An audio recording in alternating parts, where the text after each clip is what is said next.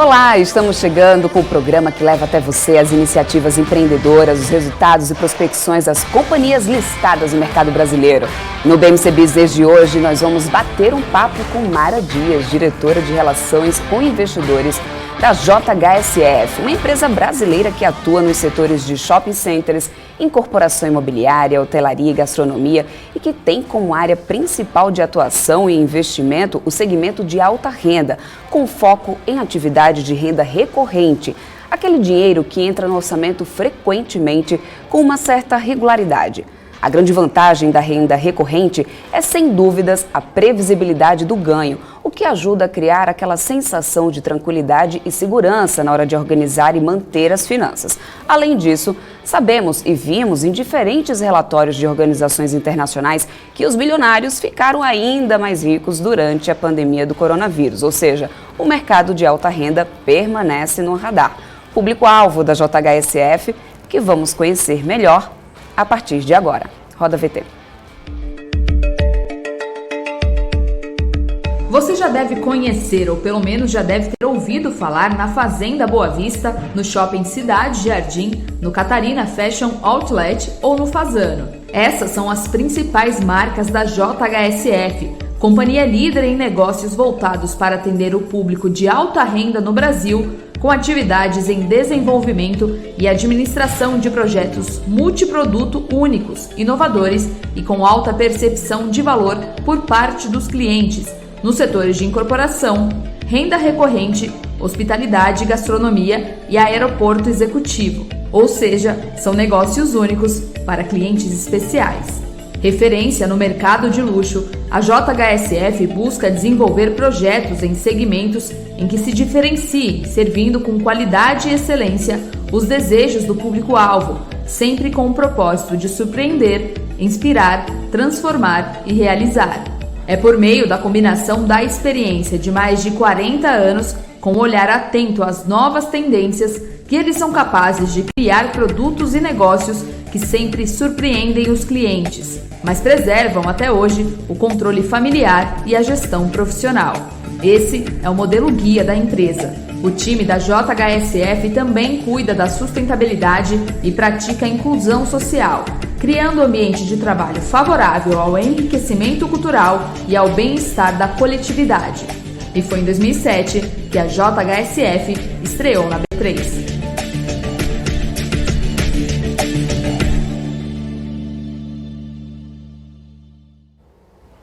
Bom, antes de falar com a Mara Dias, que é diretora de Relações com Investidores da JHSF, por aqui também hoje vai passar o Thiago Alonso, que é CEO da companhia, e também o Marco Saravalli, que é nosso estrategista de investimentos, para poder falar um pouco mais sobre o case. Eu quero trazer o Alex André, especialista de investimentos, também meu parceiro aqui de todas as tardes do BMC Business. Alex André, a JHSF divulgou aí os números do primeiro trimestre, teve um aumento aí de mais de 1000% em relação ao mesmo período do ano passado, né?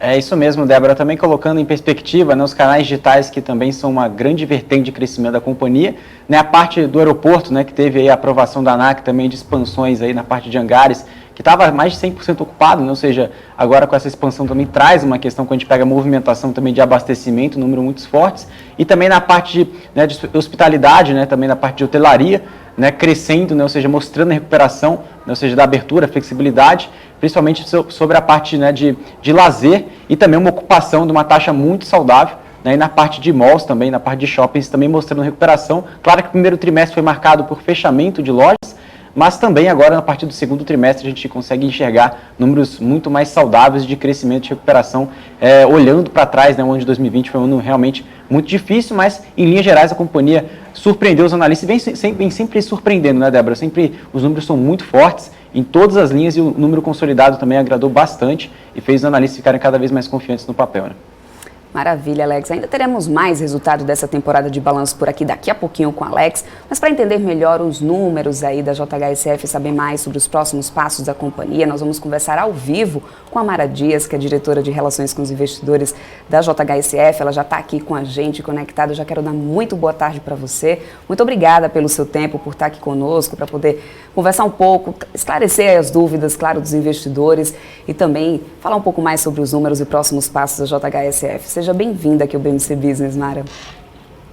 Obrigada pelo convite. O canal de vocês está lindo. Aprecio e acompanho de perto. Estou aqui disponível, enfim, o Alex faz um trabalho também de acompanhar a JHSF, conhece, já levei ele para conhecer os nossos ativos, conhece a Fazenda Boa Vista, o aeroporto, enfim, estou aqui para tirar todas as dúvidas de vocês. Então vamos lá, vamos tirar essas dúvidas. Realmente o Alex já foi lá conhecer tudo de perto, o Marcos Saravalli também teve. É importante, inclusive, para os investidores que estão assistindo a gente, sempre conhecer cada vez mais de perto a companhia, isso faz muita diferença, né? Mas vamos lá. A gente sabe que a gente teve aí nós estamos, né, em pandemia, né? E eu quero saber como que tem sido esse período de pandemia para a companhia, né? Quais segmentos que foram mais afetados, né?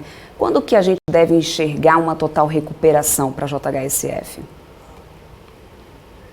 É difícil muito fazer essa previsão, porque depende de evolução da pandemia, evolução do Covid, e também a gente está suscetível às restrições de cada localidade, então, enfim, então isso, quando vai terminar, é um pouco difícil especificar, mas a gente sente que toda vez que tem uma menor restrição, ou quando a gente pode operar e abrir nossas operações, o volume é bem, enfim, a gente sente um movimento muito expressivo.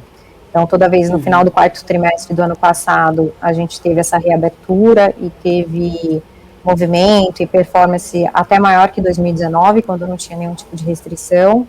E agora a gente também vê os shoppings, enfim, assim que abrem, os restaurantes também lotados. Estive agora almoçando no restaurante Shopping Cidade Jardim, totalmente cheio. Final de semana também a gente teve movimento. Então, é difícil prever quando vai acabar, mas a gente sente que as pessoas querem consumir, querem ter a experiência que elas estavam acostumadas com os nossos serviços, então é difícil prever quando, mas a gente sempre está preparado para, sempre que abre, voltar. Então, assim, quando vai voltar ao normal, 100% a gente não sabe. Agora a gente está operando ainda com algumas restrições de horários. Aqui em São Paulo é 1 hora a menos, e a gente está fechando, a gente fecha os malls, os shoppings às 9 horas, e algumas operações nossas não tiveram restrições, como construção, incorporação, aeroporto, mas assim que abre a gente sente um movimento até melhor que 2019. Uhum. Falando um pouco de projetos, assim, nesse período, né? Quais foram os projetos envolvidos nesse período? O que deve perdurar aí nos próximos anos? Teve algum processo de destruição criativa? Eu acho que o Alex falou um pouquinho, o vídeo de vocês também foi muito bom na introdução. A gente teve, apesar do momento sensível de pandemia, ano passado, 2020 foi um ano muito importante em termos estratégicos e para fortalecer ainda mais esse crescimento que a gente que a gente divulgou agora. Então, a gente fez movimentos estratégicos ano passado, como fortalecer nosso banco de terrenos, né, conhecido por Land Bank. A gente comprou 2 terrenos importantes, um na região, bem na frente da Fazenda Boa Vista, né, com a Fazenda Boa Vista, né, esse primeiro empreendimento já está no final do estoque. A gente já lançou um novo, que é o Vila de Boa Vista, que já está vendendo muito bem, a primeira fase quase toda vendida, e a gente comprou um 3º terreno do lado, na frente, né, para fortalecer essa área, esse cluster que a gente chama da Boa Vista. E um outro terreno a gente comprou perto, né, no meio do ano passado, aqui na região do Cidade Jardim. Eu falo aqui porque eu tô aqui no Cidade Jardim. Aqui na região do Cidade Jardim a gente chama Projeto Real Parque, que enfim, é um terreno colado com a Ponte Estaiada, uma vista, a gente não tem praia, mas é um cartão postal de São Paulo.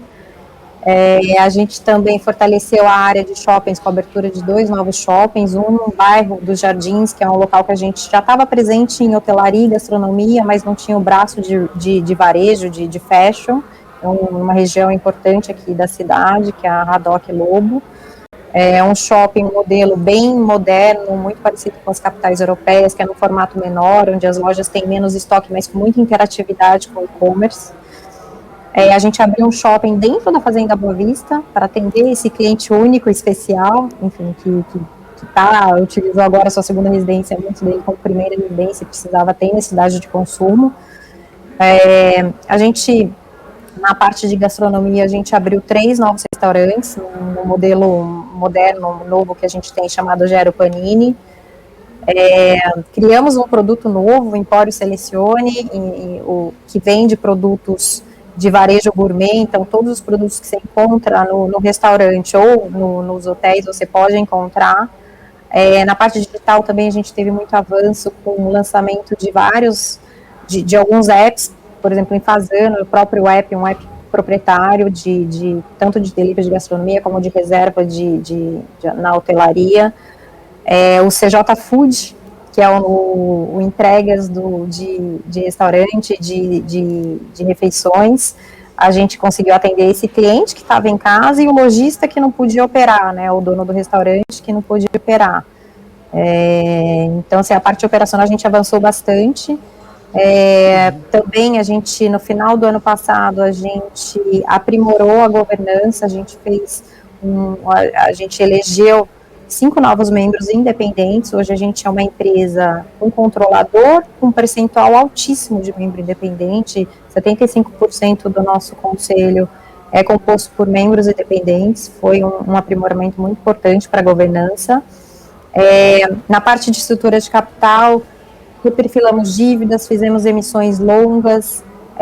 No meio do ano a gente fez um aumento de capital, uma oferta, um follow-on, trazendo recursos importantes para o desenvolvimento de projetos da companhia. Então, foi um ano bastante enriquecedor de crescimento e de conquistas, apesar desse momento sensível de pandemia. E o primeiro TRI é fruto de todo esse trabalho, então não é um trimestre isolado, que teve um resultado isolado, mas é fruto desse trabalho e dessas conquistas.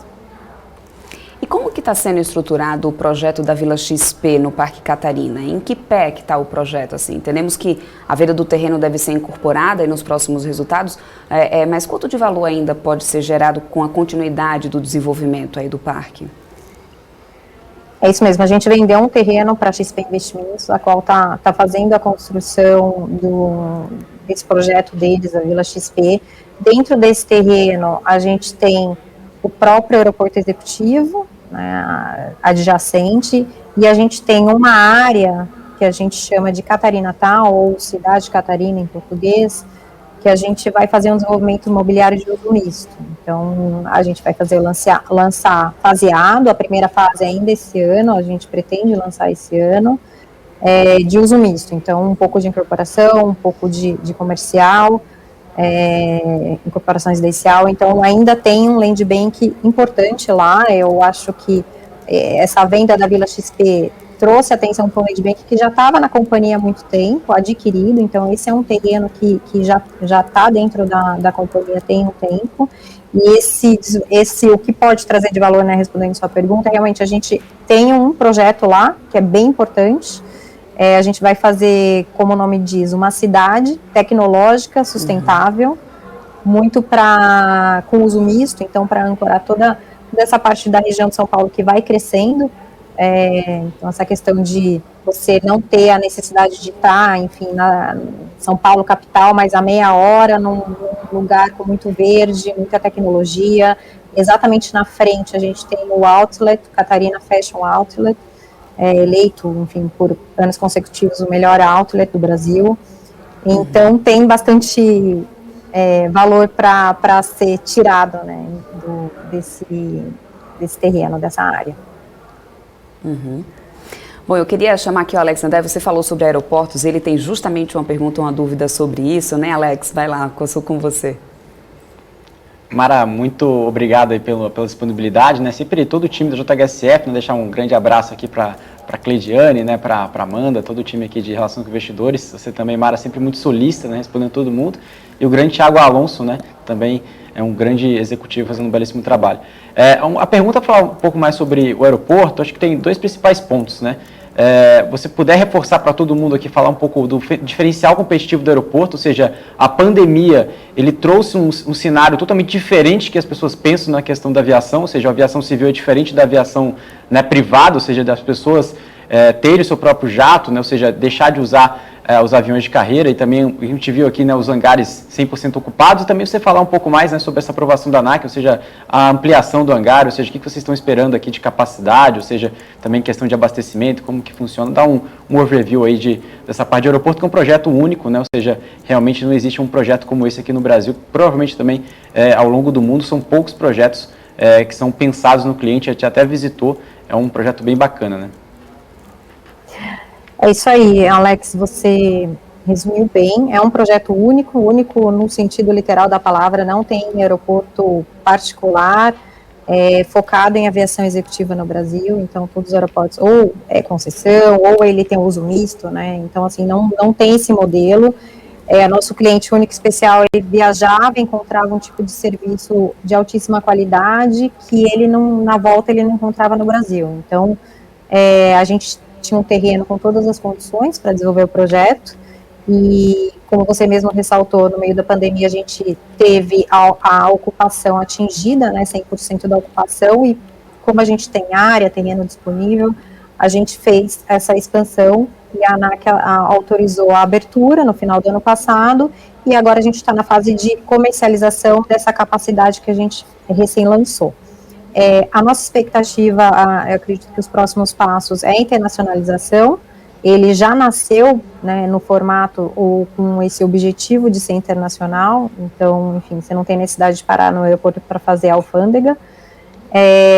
A questão da pandemia, a parte burocrática, essa é uma etapa que envolve vários órgãos do governo, então tem uma parte burocrática um pouco mais complexa, que atrasou um pouco por conta da pandemia, a gente só está esperando o ok final, então acredito que destravaria bastante valor, não obstante o fechamento de fronteiras ou essa restrição de mobilidade acaba naturalmente afetando os movimentos, então independente da gente já ter ou não a internacionalização, o cenário internacional afeta.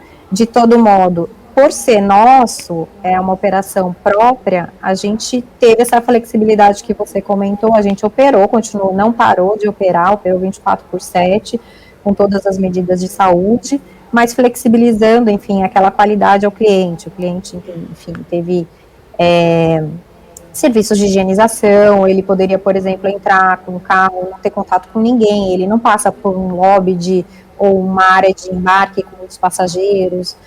Realmente é um produto bem diferenciado, então ajudou, né, nesse momento de pandemia. Então, enfim, a gente está nessa fase de comercialização desses hangares, a gente tem ainda área para expansão, então a gente tem um mercado endereçável que a gente espera atingir de 200 aeronaves, que é 5% do market share do estado de São Paulo.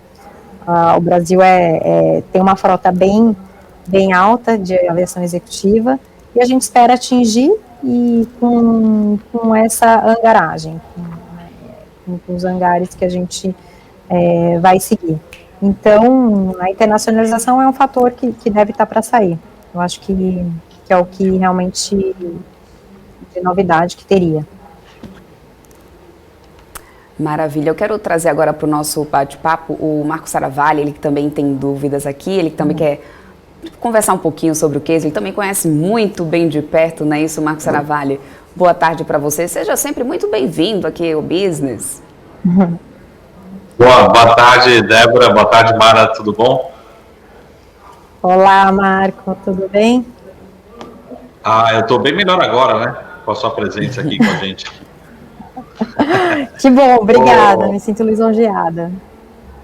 Obrigado a você. Mara, eu vou começar pelas perguntas mais fáceis, né? Se é que tem perguntas fáceis, perguntas difíceis, né? Mas primeiro eu queria começar a falar um pouco a gente está falando um pouco de aeroporto, enfim, mas falar um pouco de hospitalidade, né? A gente viu um primeiro trimestre até que positivo, né? É um segmento aí que naturalmente acho que teve seus impactos por conta da pandemia, não só a JHSF, mas que Brasil e mundo todo. Mas até para falar assim um pouco como é que tem sido o primeiro trimestre, mas como é que tem sido também, lógico, que a gente vai querer tentar olhar um pouco aqui já para o segundo trimestre, né? Mas como é que já tem sido aí esses meses aí de abril, né, provavelmente, não passar exatamente números, né? mas se segue uma tendência de boa ocupação, de áreas, enfim, como é que a gente pode ter uma sinalização para esse segmento especificamente, né? Seguindo essa tendência que a gente teve no começo do segundo trimestre, obviamente vai ser um trimestre melhor que o tri passado, que a gente teve restrições de ter que fechar portas, né, principalmente na área de gastronomia. Então, enfim, você fica impedido de operar. Então, não tem, além do delivery, a gente tem uma gastronomia que é muito voltada à experiência, a entregar qualidade, e o delivery não supre 100%, né, de você estar no local e ter a experiência. A parte de hotelaria, por outro lado, a gente tem a hotelaria, que foi que contrabalanceou, a gente sentiu os hotéis de lazer com ocupação que a gente nunca tinha visto, nem momentos ex-pandemia, né, então as pessoas querendo um modelo que é um modelo um modelo menor, um formato boutique, né, um hotel, enfim, que você tenha menos exposição, menos contato e que, enfim, talvez muito perto de São Paulo, por exemplo, Fazenda Boa Vista, lotado quase sempre. O hotel de Angra dos Reis também a gente tá com uma performance muito boa, então esses hotéis de lazer contrabalanceou. O futuro é um pouco difícil, né, a Débora até comentou como que a gente, enfim, quando vai acabar isso, até o formato, né, então, hotéis que são voltados muito para o público de negócios, que dependem desse fluxo, enfim, talvez o formato não seja 100%, ou não fique o mesmo formato que ano passado, mas os de lazer, com certeza, foram hotéis que, enfim, foram surpreendidos e eu acho que essa tendência vai continuar. Em restaurante, a gente vê um movimento, as pessoas querendo sair, obviamente com toda a proteção, mas querendo ter essa experiência, né, cansadas de ficarem em casa. Então, a gente tem ambientes, por exemplo, aqui no Shopping Cidade Jardim, ambientes abertos, com maior circulação, que favorecem isso. Então, assim, o 2T, o segundo TRI, como não teve março, que foi bem pesado em termos de restrição, fechamento, a tendência é ele ser, obviamente, melhor que o primeiro TRI, né? Então, sempre quando a gente vê essa abertura, tanto para gastronomia até para shopping, a parte de consumo, a gente sente movimento forte. Tá bom, tá ótimo, obrigado, Mara. Imagina. Tenho mais uma pergunta aqui para você, Mara. A gente tem percebido aí, falando agora um pouco mais das vendas, né, da incorporação, você falou bastante aí fez um grande resumo aí logo no início do nosso bate-papo, mas em relação às vendas da incorporação, foram 247% aí que a gente pôde acompanhar nesses últimos números, né, com grande destaque para o empreendimento Boa Vista Village, onde as vendas cresceram em 1.648% em relação ao mesmo período do ano passado. Mas o projeto Boa Vista Village e Fazano Cidade Jardim não foram completamente vendidos, né? Faltam cerca de 37%, 60%, mais ou menos assim, eu até anotei aqui esses números. E as obras continuam acontecendo. Esse FGV restante pode ser totalmente incorporado? E quanto tempo, mais ou menos, você acredita? Tá, eu vou separar por projetos, tá? Mas os dois, enfim, acho que todos os projetos da companhia, o modelo de venda é um modelo um pouco diferente da maioria das outras incorporadoras. É um modelo que a gente tem uma venda, uma velocidade de vendas, que é conhecido como VSO, diferenciada, de propósito, é um pouco mais longa, então, enfim, é muito difícil você ver, vendeu tudo num final de semana, abriu o stand, vendeu tudo num mês. Normalmente a gente tem até uma dinâmica de vendas bem diferente, é muito friends and family, são pessoas que, como a gente tem um relacionamento de longo prazo com o nosso cliente, ou às vezes é da mesma família, ou clientes que já estão com a gente, que nem vão visitar, já compram. Então, por exemplo, o Boa Vista Village é um empreendimento de um pouco mais de 4 bi total, só que a gente, obviamente, está lançando faseado, em fases, e essa fase que a gente já lançou, pré-lançou, basicamente, porque a gente lançou, não tem nem showroom aberto, a gente está para abrir o showroom.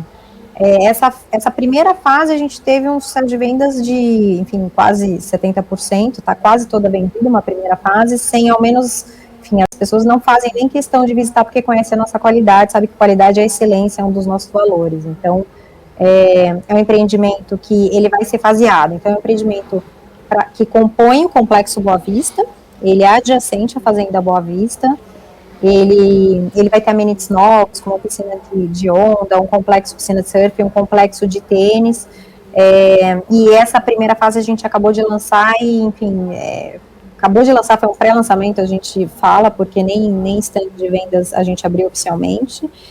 E o Fazano Cidade Jardim, ele também segue esse mesmo modelo, ele está dentro da nossa curva de velocidade de venda, o SO, então, assim, não tem um sinal de alerta ou, enfim, uma red flag, que a gente fala, uma bandeira vermelha, está dentro do nosso modelo de negócios. O que acontece em São Paulo, capital, diferente Boa Vista e Catarina, a gente sente que quando fecham shoppings, ou, por exemplo, em São Paulo a gente teve a restrição de fechar o showroom, faz diferença no movimento e na demanda e no interesse pelo produto. Então, em março a gente fechou o shopping, e o Fazano Cidade Jardim é um projeto conectado ao shopping. Então, obviamente, não tiveram visitas, não tiveram interesse.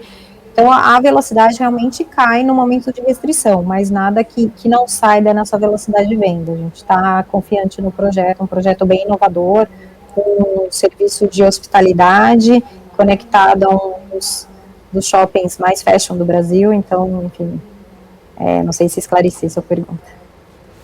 Sim, mais do que esclarecido. Agora, falando um pouco mais sobre a questão de tecnologia, né, eu queria entender sobre os próximos planos para o desenvolvimento aí, também digital, né, integração omnichannel, como que vocês estão pensando? A gente tem vários apps, então a gente lançou, qual é a nossa, enfim, sempre com a estratégia de atender esse cliente único especial, que até no vídeo vocês mencionaram corretamente, né, então a gente lançou alguns apps ano passado, um deles, um de destaque é o CJ Food, que a gente entrega a gastronomia para esse cliente, e a gente tem um projeto, fase de piloto, que é o ID, ou seja, é um programa de fidelidade, ou loyalty membership, que integra toda essa conectividade, todos esses apps. Então, essa seria a inovação ou um projeto que vai integrar, que vai ter essa conectividade de todos os apps. É um projeto que, além de integrar, além de dar facilidade, dar interação para o cliente, a gente acaba tendo uma inteligência desse cliente. Então, aumenta, né, a assertividade do que oferecer para esse cliente. Um ponto também, uma curiosidade, na loja, no Shops, no CJ Shops Jardins, que a gente abriu em dezembro do ano passado, na Haddock Lobo, ele tem uma loja do nosso e-commerce, que é o CJ Fashion, e-commerce que a gente tem desde 2016.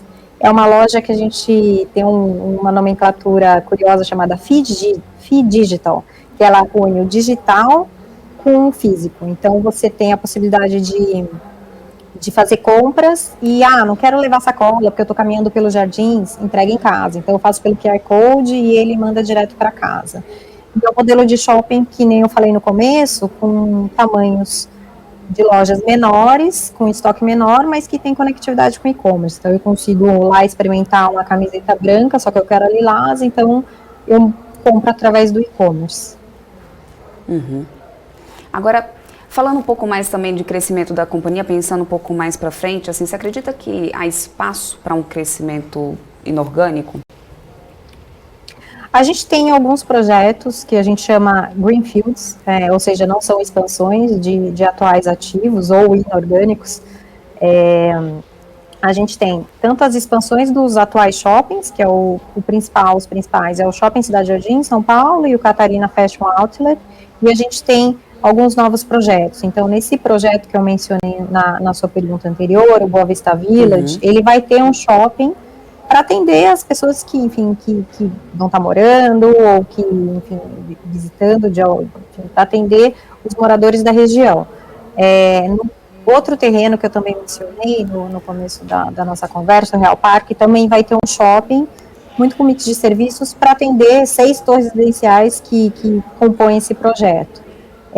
E um modelo muito parecido que a gente lançou nos Jardins, no bairro do Itaim, na Faria Lima Shops, que a gente ainda também não tem um braço de varejo, de fashion, mas a gente já está presente em gastronomia e futuramente também em hotelaria com Fazano Itaim. Então, na área que você até mencionou da recorrente, que são os shoppings, a gente tem esses projetos que a gente chama de Greenfield. Uhum. A JHSF trabalha, né, com a filosofia de atender essa demanda de alta classe, paulista principalmente, né, por isso atua em vários segmentos, como a gente já falou e deixou bem claro aqui, hospitalidade, gastronomia, enfim. Há algum outro segmento no pipeline de vocês aí da companhia que vem sendo estudado para a entrada?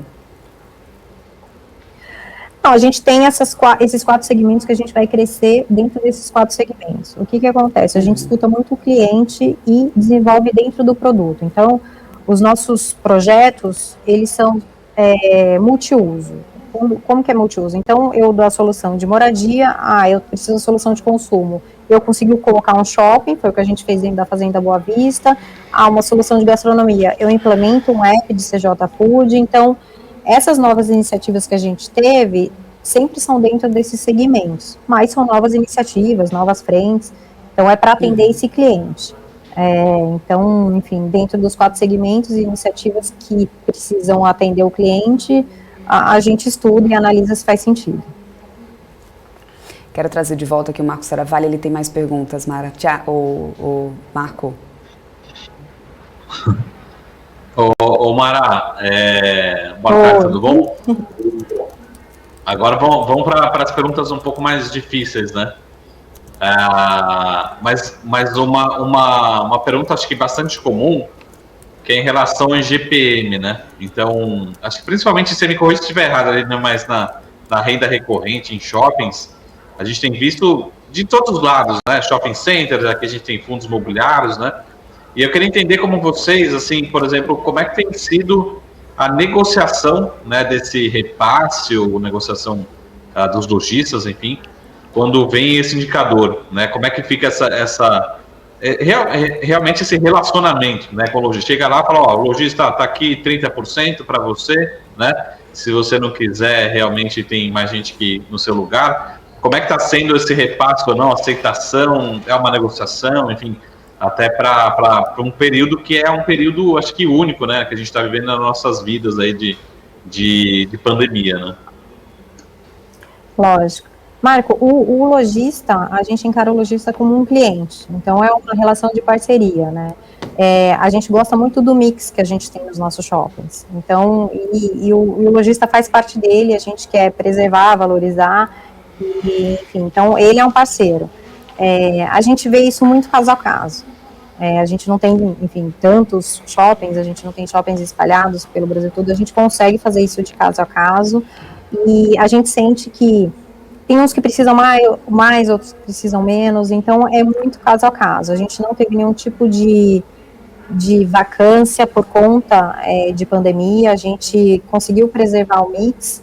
A gente sente, que nem eu comentei no começo da conversa, que em momentos que o shopping pode operar normalmente, esse movimento é muito saudável, é muito forte, então trazendo essa saúde financeira para o lojista. Ano passado, os aniversários, né, os chamados aniversários de aluguel, a gente não teve problema em implementar o GPM. Esse ano, março, a gente viu o caso a caso, né, que foram as cobranças agora em abril. Então, assim, resumindo e, enfim, falando mais o mesmo, é uma relação de parceria que a gente vê caso a caso. Maravilha. Mara, só para... Marco, desculpa aí. Desculpa, Marco. Vamos continuar assim o nosso papo. Na verdade, eu quero agregar mais uma pessoa aqui no nosso papo, que é o Thiago Alonso, ele que é o CEO aí da companhia. Ele acabou de conseguir conectar aqui com a gente, está ao vivo aqui com a gente. Eu quero já dar muito boas-vindas aqui para o Thiago também, né, para poder a gente fazer esse bate-papo aqui sobre a JHSF. Muito obrigada pelo seu tempo. Seja sempre muito bem-vindo aqui ao BMC Business. Boa tarde, obrigado.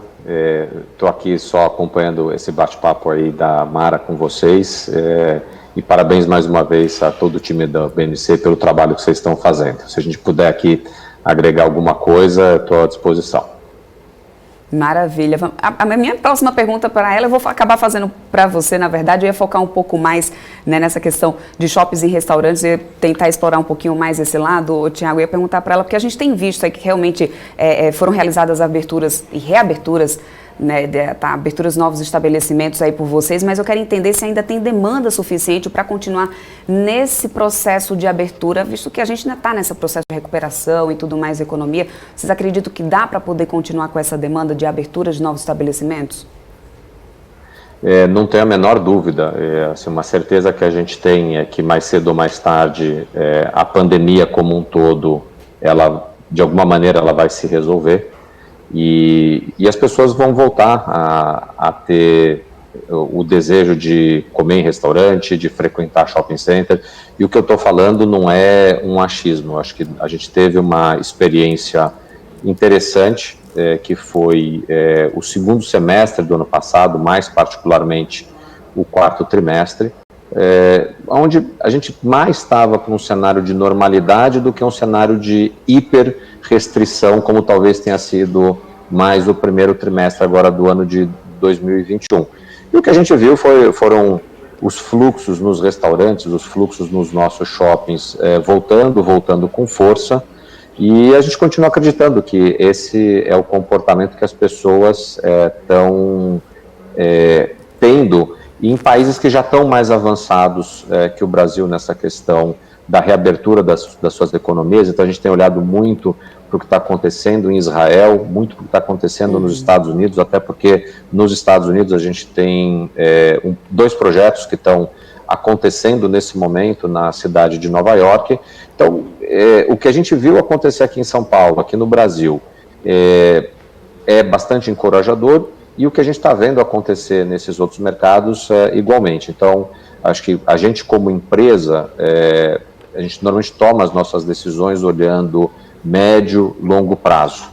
E a gente sabe que às vezes o curto prazo ele tem situações que podem ser muito favoráveis ou adversas, mas a nossa preocupação sempre tem que ser com a sustentabilidade do negócio, dos projetos no médio e no longo prazo.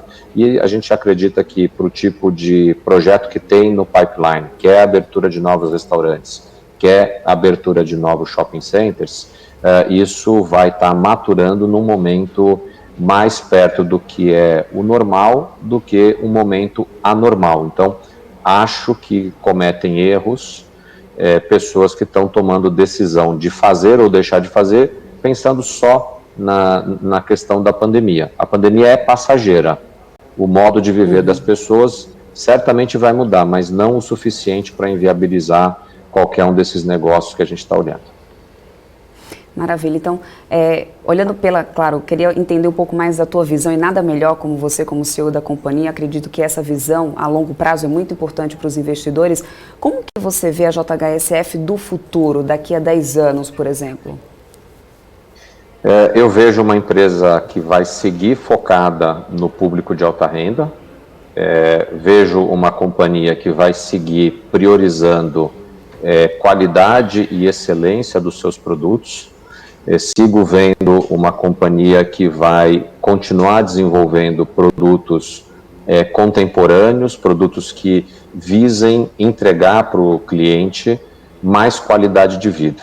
E vejo uma empresa de relacionamento, não uma empresa transacional. Então, e por que eu vejo dessa maneira e é fácil a gente ver isso? Porque essa é a cultura da nossa empresa.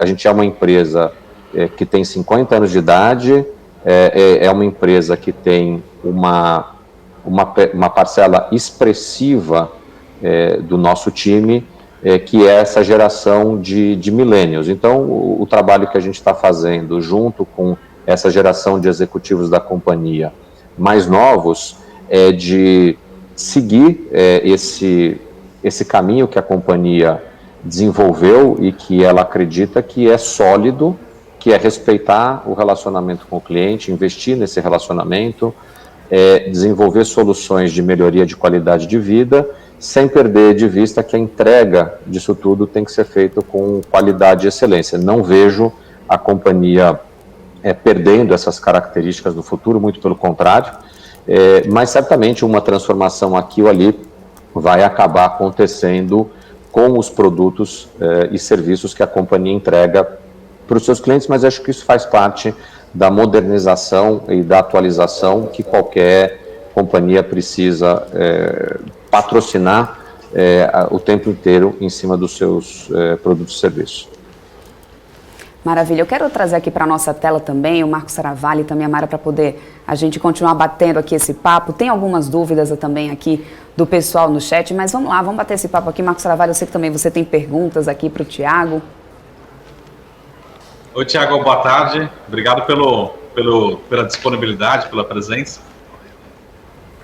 Marco, para a gente é sempre um prazer estar junto de você, do time da BMC, então pode contar com a nossa participação aí sempre que a gente puder trazer algum conteúdo válido aí para vocês.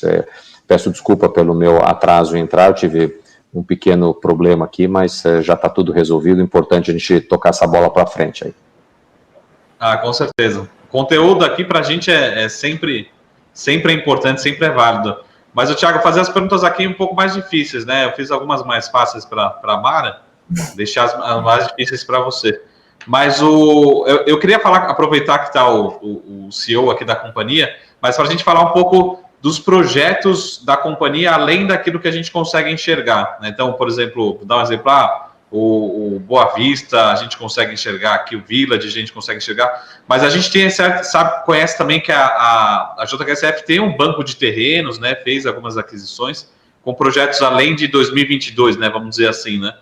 O que a gente pode esperar, né, no sentido assim, tem novos projetos, eu vou ser um pouco radical aqui, mas, por exemplo, talvez a hora que a JHSF construiu ou implementou o Cidade Jardim, o shopping lá, né, muitos anos atrás, muita gente criticava, duvidava, enfim, se poderia, enfim, ser realmente algo revolucionário, novo, e agora também vocês têm novos projetos, né, além de tudo que já foi construído, então eu queria falar um pouco mais além daquilo que a gente pode enxergar, né? Assim, o que realmente é potencial de VGV, de crescimento, de novos projetos, enfim, que a JHSF está realmente se antecipando, né? Sendo vanguardista aí nesses próximos passos, né? Não, assim, a pergunta, mais do que ser uma pergunta difícil aí que você falou, é uma bela de uma oportunidade para a gente mostrar para as pessoas, né, que estão mais presas a ficar olhando números, resultados que estão sendo feitos e entregues nesse momento, eles vêm de iniciativas, de ações, de organização da companhia que vem de 4, 5, 6 anos para trás. Então, a gente, no ano passado, quem olhou os resultados da companhia, geração de caixa da companhia, quer dizer, tudo fala, poxa, foi bom? Foi, sem dúvida. Agora, a gente não pode perder de vista quais foram os movimentos estratégicos importantes que a companhia fez no ano passado, que não estão no resultado do ano passado e que vão começar a aparecer no resultado da companhia nos próximos anos, nos próximos trimestres, quem sabe, né? Então, essa abertura de novos shopping centers, como a Mara já colocou, inaugurações que foram feitas, compras de terrenos de land bank, que são land banks absolutamente sinérgicos com produtos que a companhia já entregou para o mercado, alguns desses produtos que foram breakthrough, né, como essa região do Cidade Jardim, como foi a Fazenda Boa Vista. O que a gente está fazendo de uma maneira simples aqui para quem está começando a acompanhar mais de perto a JHSF, a gente está ampliando o nosso potencial de negócios ancorado em cima de projetos que já foram entregues e projetos esses que tiveram um bom nível de sucesso e que a gente olha para frente, e a gente chama isso no nosso linguajar aqui dos brownfields, que são projetos onde a gente já conhece a região, onde a gente já conhece a demanda, onde nós conhecemos o que funciona, portanto, são projetos onde o nosso risco de execução é muito menor do que foi o risco de execução daquela rodada anterior que já foi feita e que essa já passou pelo resultado. Então, é aqui que a gente tem que ficar, talvez, focado para responder essa tua pergunta, que é começar a olhar o que vai ser o Parque Catarina, que é um empreendimento que a gente está finalizando a parte arquitetônica, a gente chama isso aqui de master plan, do que circunda a região aonde está baseado o São Paulo Catarina Aeroporto, para onde foi designada a área para a construção da Vila XP, e é uma área de quase 2 milhões de metros quadrados que a companhia vai fazer aquilo que ela sabe fazer de melhor, que é desenvolver esse conceito multiuso. O que é o conceito de multiuso? É colocar num mesmo espaço a parte de moradia, a parte de consumo, a parte de hospitalidade, gastronomia, e quando possível ainda integrar isso com viagem. Então, esse terreno que está sendo agora desenvolvido para o Parque Catarina, ele tem essa finalidade. A gente quer fazer ali um desenvolvimento que seja sustentável, que tenha uma baixa pegada de carbono, aqui para colocar dentro do jargão. E isso aqui tudo tem a ver o quê? Com um produto inspiracional, um produto contemporâneo, que tem muito a ver com a resposta de alguns minutos atrás, de que a companhia vai seguir esse seu lado pioneiro e inovador. Só que o que a gente está fazendo nesse momento, ele está amplificado por já ter uma base de empreendimentos nessas mesmas regiões que estão hiper bem posicionados. Então, a gente tem nesse mesmo local lá do Parque Catarina, está o Catarina Fashion Outlet, que a gente opera desde 2014. Então, a gente está indo para o 7º ano de operação daquele que hoje é o maior e melhor outlet fashion do país. Nós estamos, no final do ano, a gente completa 2 anos de operação do aeroporto. A gente conhece essa região há praticamente 15 anos, que é o tempo entre a gente lá atrás ter comprado esse terreno e estar chegando agora numa fase já mais avançada de maturação desse desenvolvimento. Então, Saravalho, acho que a oportunidade é boa da gente dizer o seguinte: Parque Catarina é uma oportunidade grande para a companhia.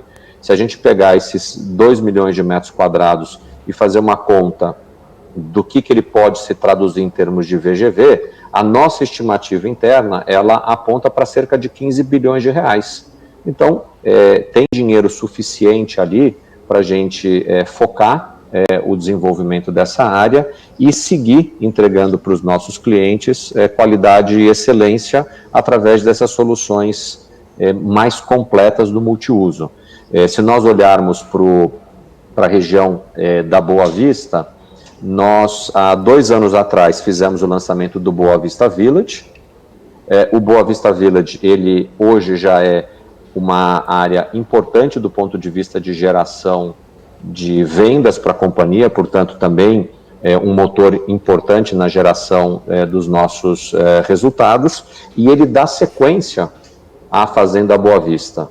E para quem já acompanha a gente há um tempo maior, no 2º semestre do ano passado, nós compramos uma área que é mais de 3 vezes o tamanho dessa área do Boa Vista Village, que está na mesma, vamos dizer, tá na mesma região.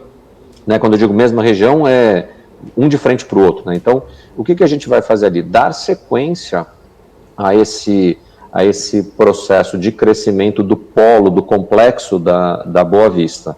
Isso também não está nos nossos resultados hoje, mas já está sendo, vamos dizer, alinhado para compor uma outra avenida de crescimento da companhia. E o que esperar desses empreendimentos? Foco na alta renda, com muita qualidade e excelência e com produtos que estão sendo concebidos e desenvolvidos com essa finalidade de melhorar a qualidade de vida dos nossos clientes.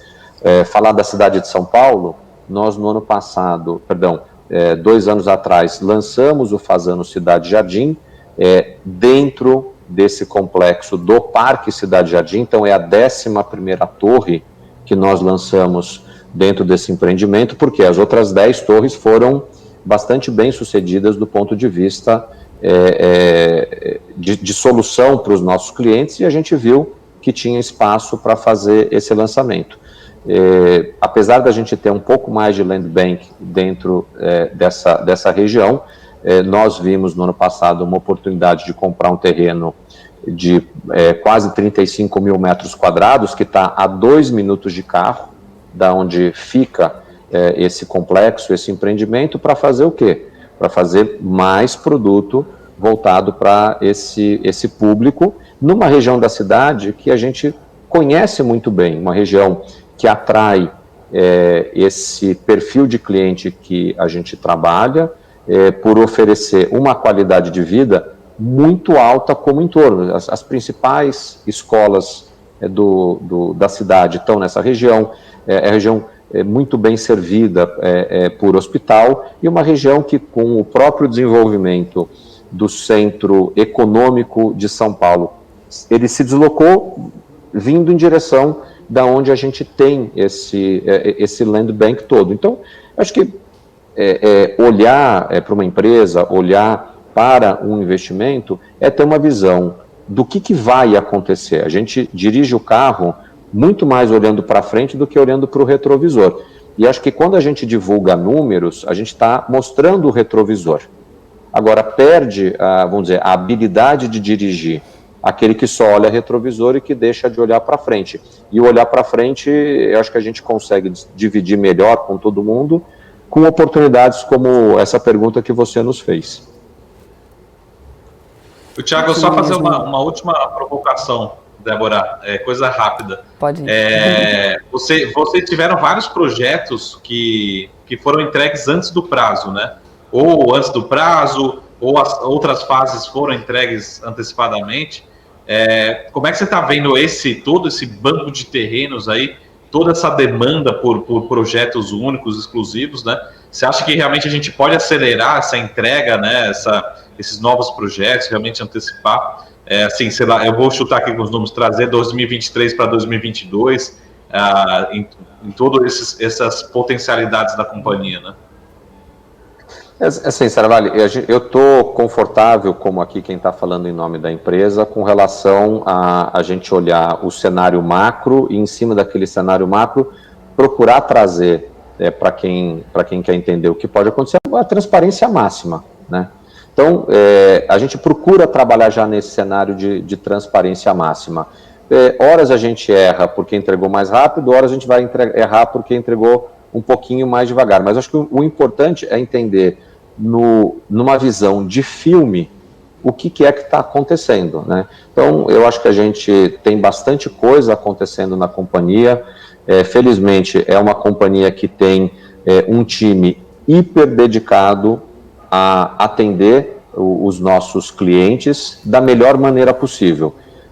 Da melhor maneira possível, às vezes acontece de uma forma rápida, da melhor maneira possível, às vezes demora um pouquinho mais de tempo para que você encontre aquele diferencial que vai levar uma satisfação maior para o cliente.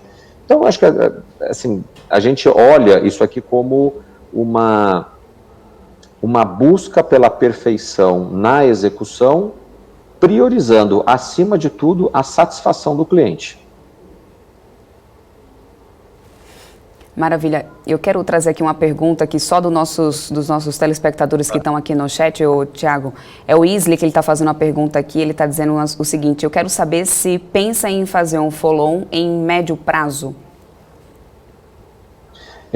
Eu acho que no médio prazo, eu não sei o que é esse médio prazo, né? O que eu posso fazer uma contextualização objetiva é que, neste momento, a companhia tem uma posição líquida de caixa bastante robusta para a gente seguir com a execução do nosso plano de crescimento.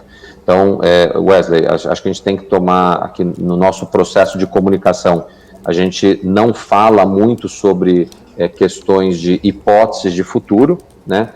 Mas a nossa situação de presente é uma situação bastante confortável com relação a fazer, eventualmente, ou não fazer uma oferta de ação. A empresa fez 2 ofertas de ações nos últimos 2 anos, uma em novembro de 2019 com a ação valendo R$ 4,75 e outra que foi feita em julho do ano passado, com a ação valendo R$ 9,75.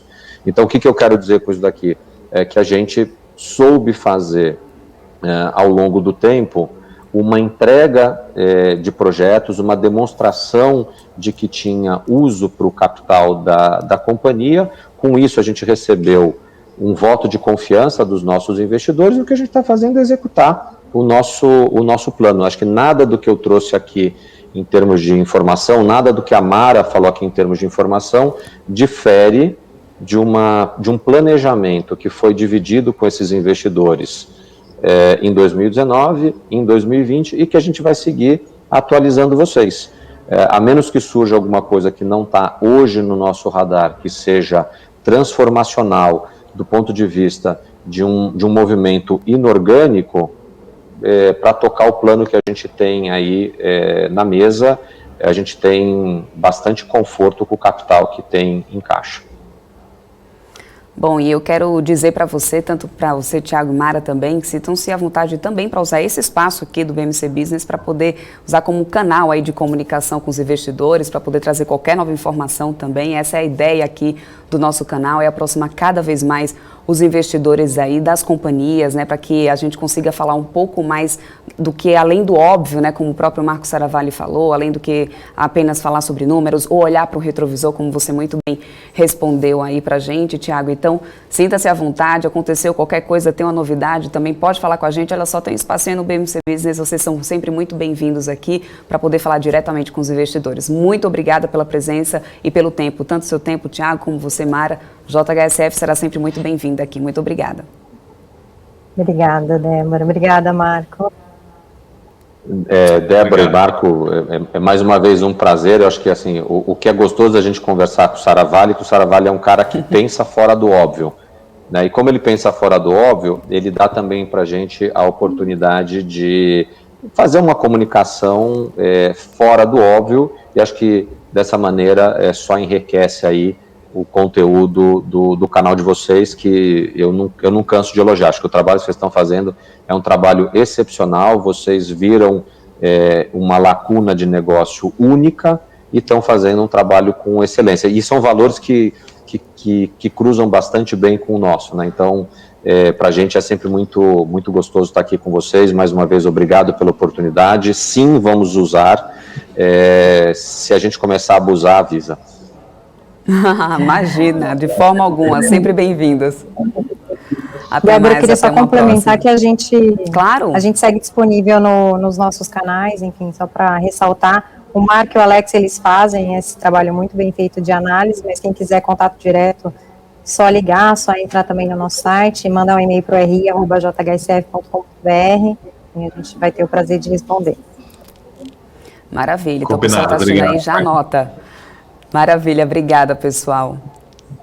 Prazer, e pessoal, a gente vai seguindo por aqui. Eu quero só bater um papinho rápido aqui com o Marco Saravalli para poder depois já ir me despedindo dele e continuar aqui com a temporada de balanços. Mas só para encerrar aqui o nosso papo, Marco Saravalli, é isso aí. Você sempre falou aqui, inclusive, quem acompanha aqui já a BMC há um bom tempo, né, sabe, já ouviu você falar bastante sobre essa questão da análise fundamentalista, o quanto é importante você olhar um pouco mais além, né, da companhia. Eu acho que isso ficou muito bem claro aqui, inclusive, nesse nosso bate-papo. Baseado nisso, como que você olha aí, quais são suas expectativas aí para esse case e para a JHSF? Eu acho que o setor inteiro ele está bem em termos reais, né, em termos da economia real. As vendas, seja numa classe média, alta renda, baixa renda, inclusive hoje saiu o balanço da Caixa Econômica falando que a disponibilidade de crédito para o segmento imobiliário teve expansão superior a 100% quando comparado ao ano passado. Então está todo mundo, né? É lógico que alta renda não vai atrás de financiamento imobiliário, né? Mas está todo mundo procurando trocar de casa, aumentar uma quantidade de quarto, né? Ir morar no interior, ir morar numa outra cidade. Então a gente está tendo realmente um setor muito, muito forte, né? A gente está até vendo uma inflação muito forte no setor, demanda por material de construção, preço subindo. Aí o segmento de alta renda, altíssima renda, tá ainda mais disputado, porque a gente não tem tanta oferta assim, né? Então, é lógico que os segmentos que a gente chama de renda recorrente da JHSF, como shoppings, até mesmo a parte de gastronomia, hotelaria, sofreu, ainda não está no ápice, ainda não recuperou a totalidade das quedas, e é por isso que uma parte a gente ainda encontra uma parte do upside, uma parte do potencial de valorização, também a gente acredita que vem daí, né? Mas o trabalho na parte de lançamento está sendo muito bem feito, está sendo muito forte, a demanda está muito forte, né?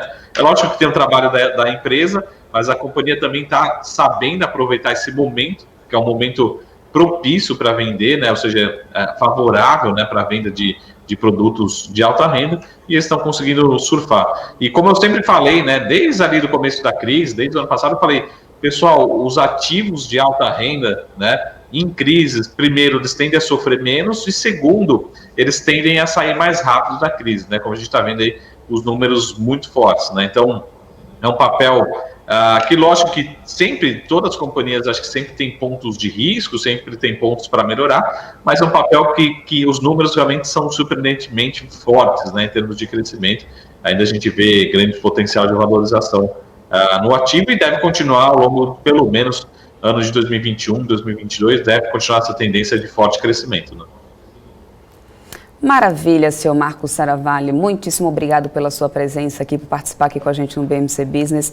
É sempre uma grande honra ter a sua presença aqui com a gente, e vou explorar você mais vezes por aqui, tá? Até amanhã aqui no BMC. Vamos, estou esperando o convite, mas a hora que chegar o convite pode contar comigo. Até mais, Marco, até amanhã. Até mais, boa tarde, pessoal. Tchau, tchau. E antes de começar a falar da temporada de balanços, vamos a mais notícias do mercado, porque nos Estados Unidos a Tesla anunciou que está tentando entrar no mercado multibilionário de crédito renovável no país. A gente vai direto aos Estados Unidos com a correspondente Giovanna Locatelli, que tem mais informações. A fabricante de carros elétricos é uma de pelo menos 8 que estão com pedidos pendentes junto à Agência de Proteção Ambiental vinculado à geração de energia e créditos renováveis, segundo fontes oficiais. A entrada da Tesla pode potencialmente remodelar o mercado de crédito renovável estabelecido nos anos 2000 para impulsionar o investimento em indústria de biocombustíveis nos Estados Unidos. O mercado gerou cerca de 18 bilhões de créditos em 2020 e atualmente é dominado por produtores de etanol.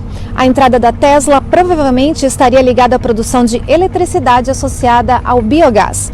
A mudança pode representar a maior expansão do programa Renewable Fuel Standard, que foi criado pelo presidente George W. Bush como objetivo de desligar o país ou diminuir a necessidade de importação de petróleo. A entrada da Tesla e outros fabricantes de veículos elétricos neste esquema de energia renovável poderia atrair investimentos para uma rede de infraestrutura muito necessária no país, incluindo as estações de recarga para veículos elétricos. No entanto, é provável que este movimento irrite algumas empresas da indústria de refino nos Estados Unidos, que precisariam comprar os créditos reconhecidos como RINs gerados pela Tesla e por outros fornecedores de combustível alternativo, basicamente subsidiando uma empresa de carros elétricos, o que estaria tirando do mercado as indústrias refinarias petroquímicas nos Estados Unidos. Giovanna Locatelli, dos Estados Unidos, para a BMC News. Obrigada, Giovanna. Agora vamos à temporada de balanços, começando pela BR Distribuidora, que teve lucro líquido aí de 403 milhões no primeiro trimestre, aí, aumento de 110,3% na comparação anual. E o Alex André tem mais detalhes aí. Vamos lá, Alex. Como é que foi esse resultado aí da BR Distribuidora? Que, aliás, estava performando aí nas altas aí do dia. Altas que superaram até 8% hoje no pregão, né, Débora? E também foi muito bem recebido pelo mercado, principalmente nesse principal indicador. Vou colocar a apresentação aqui na tela que a gente vai falar um pouco mais sobre o EBITDA unitário, né? Para quem acompanha o setor de distribuição de combustíveis, sabe que esse indicador é um dos principais pontos quando a gente compara aqui BR Distribuidora com Ultrapar e também principalmente na parte da Ipiranga, né? E também principalmente na parte da Cosan, né? O braço de distribuição deles, que é a Raízen, que também deve anunciar provavelmente um IPO nesse ano, né? Ou seja, eles até confirmaram com a CVM e também com a B3, né? Mas vamos lá, vamos focar aqui na BR Distribuidora. A gente tem o primeiro slide aqui que a gente vai falar um pouquinho mais, que a BR Distribuidora entregou um crescimento tanto de margem, tanto de market share no primeiro trimestre, que traz o trabalho da companhia, né, interna desde aí dos últimos trimestres, né, que a companhia foi privatizada, ou seja, melhorar a rentabilidade, ou seja, geração de caixa. O EBITDA poderia ter chegado aí no número próximo aí de R$130, né, por metro cúbico, né, o EBITDA unitário. Isso traz aí dois pontos recorrentes, né? a companhia trouxe, não recorrentes, desculpa, a questão principalmente a relação de uma perda em torno de R$17 de metro cúbico, né, e também um ganho ali, né, próximo a 14, né, ou seja, a companhia poderia ter esse ganho, mas o que a gente traz aqui é um ganho, né, de postos de 240 postos, aqui se chama de adição líquida, ou seja, fechamento e aberturas, né, a companhia ganhou 240 postos no ano versus o primeiro TRI. Tá? Market share, a companhia vem ganhando participação no mercado, principalmente também com a entrada da AMI, também com essa parceria. Eles também ganham essa tração, né, competindo também com outros fatores, ou seja, o Shell Box, né, que é a parte da Cosan, nessa parte de relacionamento, e também, né, a parte da Ipiranga também, que tem essa questão de relacionamento com o cliente através de aplicativo. Né. Também a companhia trouxe aí em R$60 de metro cúbico de despesas operacionais ajustadas, né, ou seja, principalmente um número muito saudável, ou seja, que mostra a capacidade de resiliência. Agora, passando para o próximo slide que a gente tem aqui, mostra o resultado, consolida a trajetória de ganho de eficiência com inversão de tendência de queda em market share. Então, ou seja, a companhia, para quem olhava a questão quando a companhia ela não era privatizada, tinha uma tendência de queda de market share e agora ela se inverte, ou seja, ela aumenta a rentabilidade, né, aumenta a capilaridade na parte de postos e principalmente uma movimentação de reposicionamento de marca, né, da companhia com a aquisição do controle da Targus e com uma JV, né, na LASA, na parte de conveniências e a venda de participações aí na Extratura, né, e também na CDGN e também desinvestimento em térmicas de Pecém e Murici, né, que traz aí uma movimentação que a companhia foca cada vez mais na distribuição de combustíveis. Então aqui a gente tem 3 principais gráficos, né, ou seja, principalmente na questão de abrir participação no mercado, ou seja, cada vez mais de uma forma mais relevante, né, desde 2019 até 2021 a gente vê um ganho de 1,1 pontos percentuais e também um aumento de margem unitária, né, no EBITDA, um número muito forte de 63%. Né, lembrando que o quarto trimestre esse número foi forte, né, ultrapassando R$157 de metro cúbico e também despesas caindo 29%, como a gente comentou aqui também, né, ou seja, ganhando um gap aqui de eficiência, ou seja, cada vez mais trazendo geração de caixa na veia da companhia, pegando essa retomada, ou seja, de relação aqui de caminhões e também de carros, né, ou seja, a retomada econômica. A BR Distribuidora, no próximo slide aqui que a gente está comentando, uma boa posição para abordar os desafios do futuro, ou seja, a companhia ela tem um espaço para crescer no seu core business, ou seja, a recorrência dos clientes, 30 milhões de clientes únicos por mês, um espaço para avançar na área de conveniência, como a gente comentou ali na JV, um espaço para avançar na parte, principalmente na parte de cliente, né, ou seja, centralizar esses negócios e também avançar na otimização da cadeia, né, ou seja, supply chain, e também se adaptar aos clientes na transição energética e também na parte de descarbonização, ou seja, cada vez mais um mundo mais elétrico, né, ou seja, menos dependente de combustíveis fósseis, e também acompanhar a tendência de mobilidade e fortalecimento da agenda de ESG. Tá? Também um balanço sólido, né, seja a relação de dívida líquida por EBITDA, se a companhia consegue gerar um caixa muito forte, consequentemente a dívida da companhia vem caindo, e esse indicador também, que é um número muito saudável, de 1,2 vezes. Também o EBITDA de 4,4 bilhões de reais, uma capacidade de endividamento adicional de 5,8 bilhões de reais. Tá? No próximo slide, a gente reforça aqui que a companhia tem 5 principais pilares, né, ou seja, o primeiro patamar de rentabilidade e de eficiência, que garante a liderança na companhia no negócio de custo e de margem, ou seja, a companhia ela mantém explorando a digitalização, a precificação, que é muito importante, a simplificação do portfólio e também reposicionar negócios do core business, né, que é o B2B, né, e o B2B-C, né, e B2B, né, ou seja, tanto a parte de empresas para consumidor e também diretamente para empresas, e reposicionar propostas de valor de revendedores e clientes finais do B2C e parceiro na relação do B2B com o novo modelo operacional e também de serviços, revitalizando o portfólio, que isso traz reavaliação do portfólio em negócios de luz às tendências emergentes e potencial criação de valor, ou seja, trazer o que é de novo, né, no principal patamar da companhia, que é a distribuição, e acelerar novas energias e tendências com novas avenidas de crescimento em linha com a tendência do Brasil, reforçando as viabilidades de transformação empresarial da companhia, valorizando o talento e a cultura do pessoal, né, garantindo aí também a sustentabilidade do negócio no longo prazo, ou seja, qual que é a linha geral da companhia? Focar no cliente, né, ou seja, tanto o cliente B2B e B2C, revitalizar o negócio, ou seja, reposicionamento de marca, revitalizar também na parte de rentabilidade e eficiência, que a gente via comentando aqui, ou seja, desde lá 2019 para 2020, 2021, a gente vê um ganho muito significativo, né, de EBITDA unitário, traz também um menor custo, né, ou seja, aí também aceleração de novas tendências.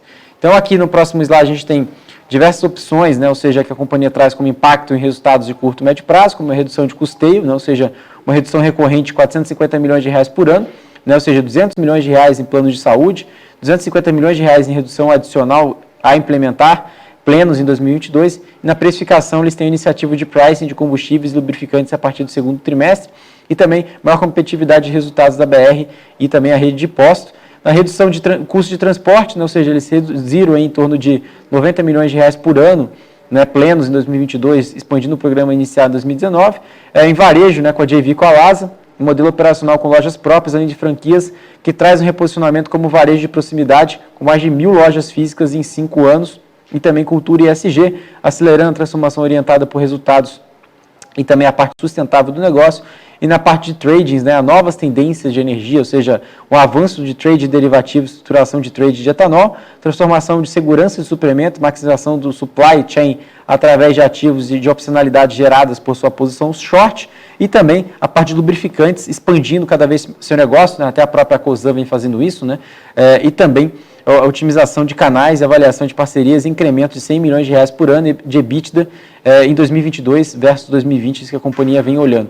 Também a questão de desmobilização de ativos, né, ou seja, 25 ativos logísticos com potencial para desmobilizar capital ou partilhar, né, ou seja, isso, trazer eficiência para os ativos, ou seja, isso tinha um grande ponto de preocupação antes da privatização, e também um aumento da utilização, ou seja, da capacidade, e um pacote aí de desmobilização em torno de 250 imóveis que está sendo encaminhado. Tá? Então, esse é o principal ponto que a companhia vem endereçando aí para revitalizar seu portfólio. E também no próximo slide a gente tem aqui a revisão estratégica da companhia, né? Ou seja, encontrando oportunidades no core business e novas fontes de valor com base de tendências de mercado. Então a gente tem aqui 3 principais pontos. Primeiro aqui na parte rosa, né, tendências emergentes, né? Ou seja, a companhia olhando, né, as principais transações energéticas aqui no Brasil. Na parte de conveniência também, ou seja, levando relevância na transição energética, elementos também que podem potencializar o portfólio. E na parte de mobilidade, né, propriedade e uso do veículo, relevância de frotas e transporte multimodal, que traz aí, né, um ganho de market share da companhia. E também a parte BR Distribuidora trazendo oportunidade de vantagens competitivas, com 3 principais pontos aqui: vantagens competitivas da BR, que traz aqui a competência para jogar, né, ou seja, a legitimidade de atuação, novos espaços de oportunidades, que traz aí também principalmente novas fontes de energia, mobilidade e conveniência, e espaço de estrutura core, né, uma oportunidade para fortalecer a proposta de valor da companhia, tanto revendedor como cliente, capturar oportunidades para crescimento. E aqui, por último, a gente tem o planejamento estratégico, né, que traz um roadmap de execução muito forte, que traz aqui principalmente uma tese de criação de valor e também implicações para o negócio, cultura e talento, né, agilidade, digitalização e escolhas, estratégias, portfólios e agenda ESG cada vez mais forte. Né. Agora a gente vai ter aqui os resultados de Raia Drogasil, Débora, também resultados que os analistas também observaram, principalmente com uma tendência aqui de números muito fortes, né? Mas antes da gente falar do resultado de Raia Drogasil, nós vamos falar de siderúrgicas, Alex, rapidinho, é só porque na avaliação dos analistas, o Bradesco BBI ainda compensa comprar ações da Vale, CSN Mineração e Usiminas, apesar dos preços recordes alcançados nos últimos dias pelo minério de ferro. Cada variação de $10 no preço da commodity representa uma alteração de 3 bilhões de dólares no EBITDA da Vale e de 2 bilhões de dólares no fluxo de caixa livre previstos para esse ano, segundo o banco. No caso da CSN, a mesma modificação de preço resulta em variação de 1,4 bilhão de dólares no EBITDA e de 7 bilhões de reais no fluxo de caixa livre. Para os Usiminas, o mesmo aumento implica em variação de 200 milhões de reais no EBITDA e de 100 milhões de reais no fluxo de caixa livre. O banco manteve a avaliação acima da média do mercado para as 3 companhias. O preço-alvo para a DR da Vale é de $25, para a CSN Mineração o valor é de R$14 e para os Usiminas o preço-alvo é de R$32. Agora sim, vamos aos resultados de Raia Drogasil, rede de farmácias, né, que teve lucro líquido ajustado de mais de 177 milhões nesse primeiro trimestre de 2021, alta de 16,5%. Vamos aos detalhes com o senhor Alex André. Vamos lá, Débora, vamos falar um pouquinho sobre os destaques do trimestre aqui, né, da Raia Drogasil. É o primeiro slide que a gente traz aqui, falando um pouco mais de uma leitura geral do case, antes da gente destrinchar um pouco mais. Mas primeiro a gente tem aqui o número de farmácias, né, mais de 2.319 farmácias de unidades, né, em operação. A gente está falando de 40 aberturas e 20 encerramentos, ou seja, net positivo em 20 lojas. Market share com ganho nacional de 0,3 pontos percentuais, lembrando que ela é uma gigante do setor, né, ou seja, a maior do setor. É uma receita bruta de 6 bilhões de reais, um crescimento de quase 15% versus o primeiro TRI de 2020 e de 43,9% versus o primeiro trimestre de 2019. Tá? Então, superando, né, ou seja, o atual aí, nível pré-pandemia. Também falando um pouco sobre a margem de contribuição, né, de 9,7%, um crescimento de 16% e 0,1 pontos percentuais de expansão de margem e um EBITDA ajustado de mais de 415,9 milhões de reais com uma margem de 7%, um incremento de 12,6%. Já no lucro líquido ajustado, está falando de mais de 177,9 milhões de reais, uma margem de 3% e um crescimento de 16,5%. Já no fluxo de caixa, a gente está falando de um fluxo de caixa livre negativo de 132 milhões de reais e de 126 milhões de reais de consumo total. Vamos passar para o próximo slide, a gente vai falar um pouquinho mais sobre novas farmácias, né, o guidance da companhia. Então, eles inauguraram 40 farmácias e encerramos 20, né, então eles têm aí um net positivo. Reiteramos o guidance, ou seja, a perspectiva de 240 unidades por ano para 2021 e 2022. A gente está falando em torno de 120 lojas por ano, né, ou seja, desse ano e ano que vem. E a gente vê o número de farmácias ascendente, né, desde o primeiro trimestre de 2020, tendo aí sempre net positivo, ou seja, abrindo mais farmácia do que fechando farmácia. E a distribuição etária, né, ou seja, de portfólio de farmácia, a gente está falando da maior parte aqui do portfólio maduro, ou seja, mais de 65%, agora está em torno de 67,8%, ou seja, de 3 anos ou mais, ou seja, em torno de 4 anos para cima de lojas já maduras, ou seja, já consolidadas, mas em torno aí das lojas também, em torno de 10%, né, lojas de 1 ano de operação, 2 anos em torno aqui de 10% também e 11% de 3 anos, ou seja, a companhia muito bem posicionada, trazendo aí a diversificação geográfica e a segmentação de clientes.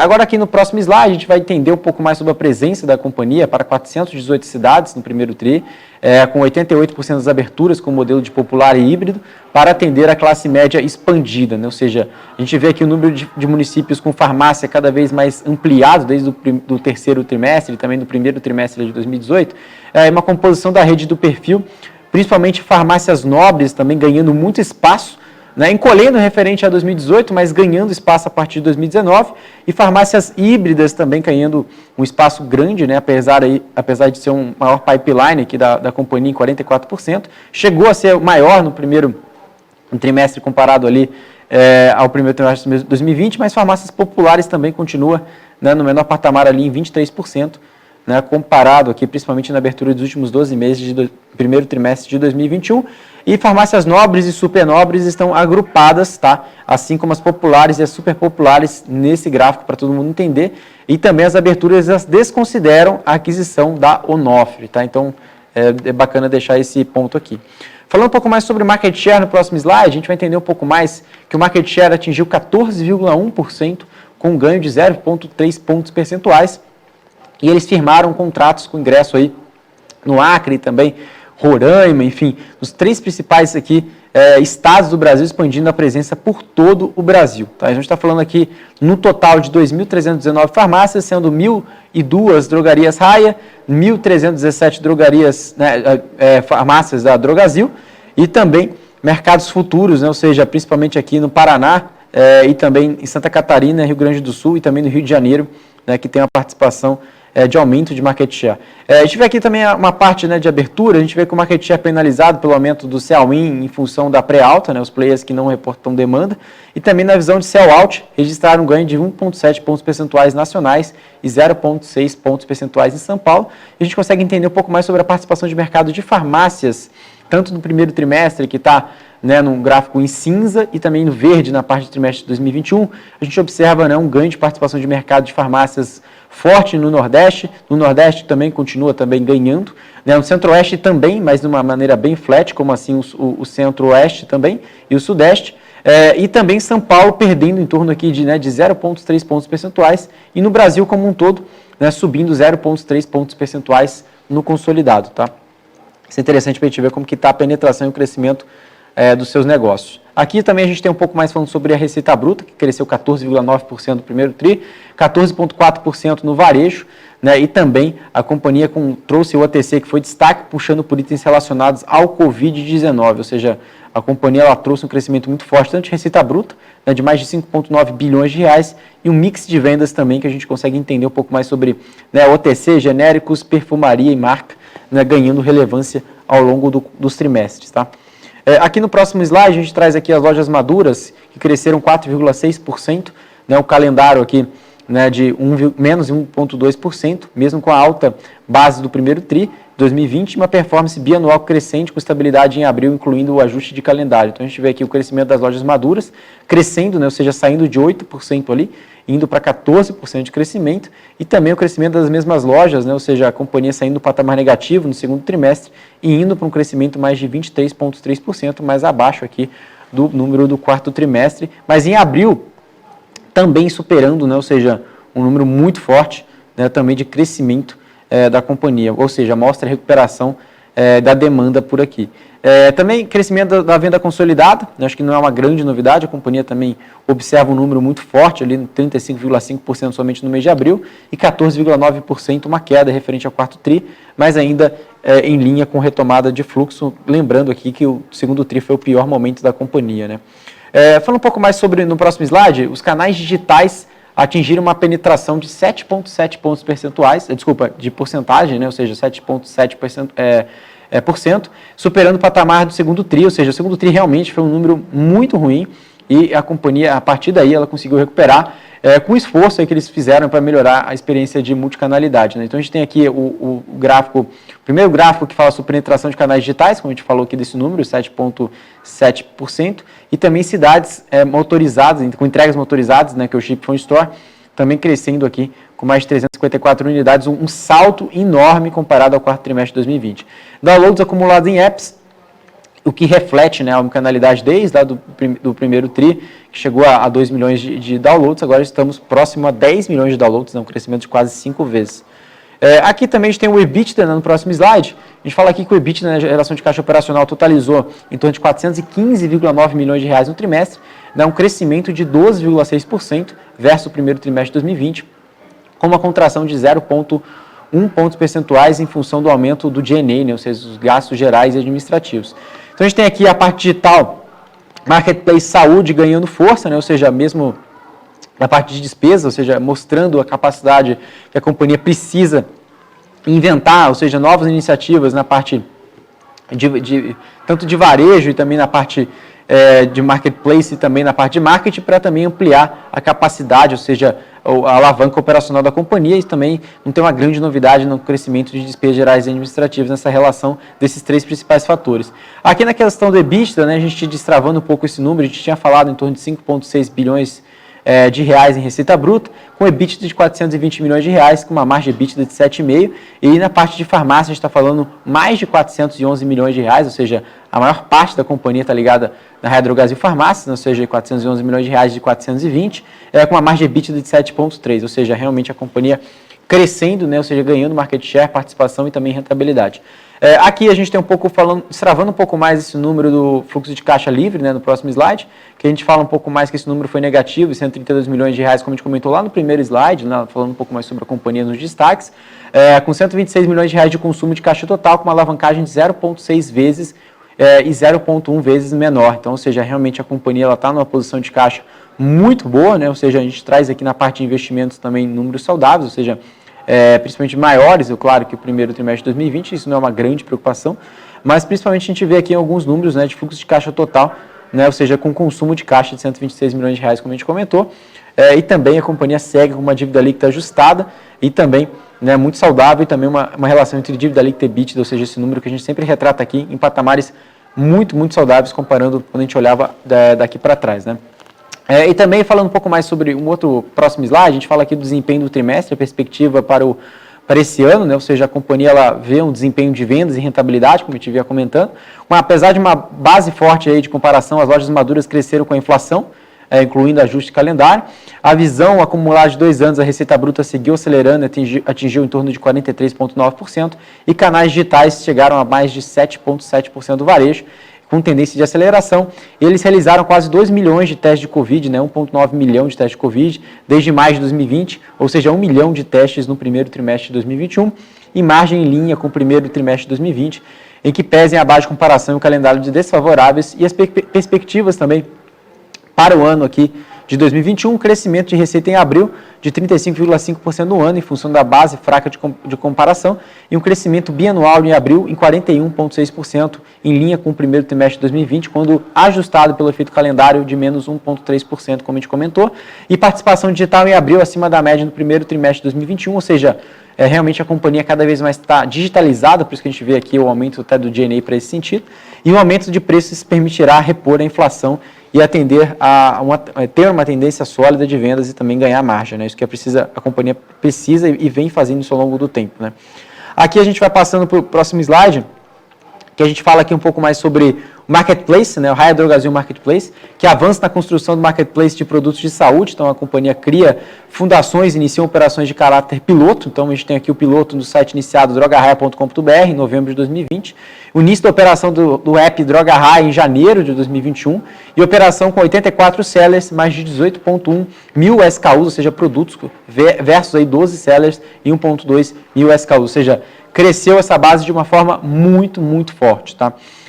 Os sellers complementam a categoria de farmácias e adicionam pilares, né, novos, ou seja, 39% dos pedidos de Marketplace possuem também produtos de 1P, ou seja, o estoque próprio da Raia Drogasil, e eles vão continuar a construção da plataforma ao longo do ano de 2021, como, né, ou seja, mais de 150 sellers, saindo de 84 para 150, esse é o guidance, e também mais de 1.000, ou seja, 1K em prospecção, com foco em onboard e ativação de novos sellers na plataforma, a experiência do consumidor, né, o famoso user experience, na plataforma continua como prioridade, e o uso de farmácias como hub logístico é grande oportunidade. Isso o varejo vem fazendo isso, né, os shoppings, as lojas, e a Raia Drogasil também vem seguindo essa tendência, com a expectativa de integração da Drogasil na plataforma a partir do terceiro trimestre de 2021. Por fim, a gente tem um último slide para a gente falar um pouco mais sobre a governança da companhia. A gente fala aqui sobre a evolução da governança para suportar um ciclo de criação de valor, com novo acordo de acionistas e novo conselho que agrega novas competências, ou seja, principalmente o Antônio ali, né, que é o chairman da companhia, né, ou seja, ele traz aqui o board, né, o Marcos Bonomi, né, ou seja, o ex-diretor-geral do Itaú Unibanco, também tem a Silvia Leão, ex-Almart, Carrefour, né, CDB, e também a Denise Santos, né, ex-CEO da BP, e também a César Gon, né, o fundador e CEO do CIT, e também Felipe Povel, cofundador da Dafit, e também outros aqui, pessoas, né, ou seja, executivos, né, que trazem aqui, mediante o acordo de acionistas, que traz também uma melhoria, né, ou seja, com o início de novembro de 2021, né, que vai trazer com uma validade de 10 anos, com membros da família Galvão, Pires Oliveira e também, né, participação acionária em torno de 30% do capital total, e acordo atual segue em vigor até o vencimento, ou seja, em novembro de 2021, e melhorias de ESG, 5 comitês estatutários, estratégia, finanças, pessoas, saúde e sustentabilidade, conselho fiscal permanente e novos compromissos aí de sustentabilidade de 2030, com evento de divulgação de compromissos de 2030 no dia 18 de maio, daqui a 6 dias, né, 11 horas da manhã, que eles vão passar sobre os principais pontos aqui de ESG para quem quiser acompanhar um pouco mais sobre Raia Drogasil. Então esse é o principal ponto aqui, Débora, né? Ou seja, a Raia Drogasil reportando resultados muito fortes, focando também em ESG, né? Ou seja, principalmente a parte de governança, a parte digital também crescendo muito forte, lojas ganhando market share e também ganhando essa participação dessa retomada, né? Desde ali do segundo trimestre, que foi um resultado muito ruim, e a companhia vem recuperando e vem ganhando cada vez mais relevância no portfólio. Maravilha, Alex André. Amanhã a gente volta com mais temporada de balanços e também amanhã teremos Taurus por aqui, não é isso, Alex? É isso mesmo, acho que é uma grande novidade, né? A gente vai trazer aqui o Salésio, né? Ou seja, o CEO da companhia, e também, né, o CFO, né, o Sérgio Sigrilo, tem os executivos da Taurus presentes aqui. Já anota as perguntas, já pega um papel e caneta, anota aí e manda no chat, né, amanhã, que a gente vai estar aqui sempre atento para passar aqui as principais dúvidas de Taurus, é um dos cases aí também que o grande Marcos Saravalli vem comentando, né, Débora? Pois é, grandíssima oportunidade que a gente vai ter por aqui. Além disso, junto com a gente também teremos a Luiz Barsi por aqui também para poder comentar sobre o case. Então tem muita coisa boa para poder acontecer por aqui amanhã. Não perca a BMC Business a partir das 15 horas, 3 horas da tarde. A gente vai estar por aqui, eu e Alex André, para poder trazer muito mais sobre esse mundo corporativo para todos vocês. Até amanhã, Alex. Um grande abraço também, Luiz Barsi, né? Ou seja, para quem conhece Taurus, mas maiores acionistas, né? Ou seja, se não o maior acionista de pessoa física, ou seja, uns analistas, ou seja, Luiz Barsi, uma grande analista também com a empresa, então, ou seja, não pode perder, vai ser inédito e sempre aqui no BMC Business. Um grande abraço a todos e muito obrigado aí a todo mundo que sempre acompanha e também interage com a gente por aqui, Débora. Até amanhã, Alex. Pois é, e eu vou ficando por aqui, lembrando que você pode continuar acompanhando as notícias do mercado nas redes sociais da BMC News, a sua TV do mercado financeiro. Estamos ao vivo sempre de segunda a sexta-feira pelo nosso canal do YouTube a partir das 9h45 da manhã, com notícias e análises dos melhores especialistas do mercado. Eu sou Débora Oliveira e vejo você aqui amanhã no YouTube da BMC News. Obrigada pela sua audiência. Tchau, tchau.